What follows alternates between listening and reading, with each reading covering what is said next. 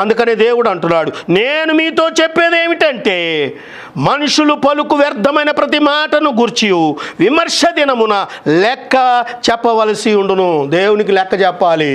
ఎలా చెబుతావు మరి అక్కడికి వెళ్ళి, అయ్యా నేను మనిషిని కదయ్యా, నేను ఏదో ఆడేశానయ్యా అంటే ఒప్పుకుంటాడా దేవుడు? నిన్ను అందుకే కదా మారు మనసు పొందమంది, అందుకే కదా నువ్వు సమస్తాన్ని విడిచిపెట్టమంది. నువ్వు అవన్నీ విడిచిపెట్టకుండా, నువ్వు మారు మనసు పొందకుండా బైబిల్ చేత్తో పట్టుకొని ఒక వేషధారిలా నువ్వు తిరుగుతున్నావు. ఓరే వేషగాడా అంటాడు దేవుడు.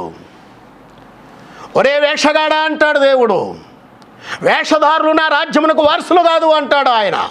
అందుకని ఒక మాట అంటున్నాడు, వ్యభిచారినైనా నేను క్షమిస్తాను కానీ వేషధారిని నేను క్షమించను అన్నాడు. దేవుని దగ్గర క్షమాపణ కూడా దొరకదు కదా ఈ అబద్ధాన్ని జయించకపోతే. దేవునికి స్తోత్రము కలుగునుగాక. హల్లెలూయా. ఓ ప్రియమైనటువంటి దేవుని పిల్లలారా, ఇంకా తెలుసుకోవాలని ఉందా? చూడండి ఇక్కడ యెషయా గ్రంథము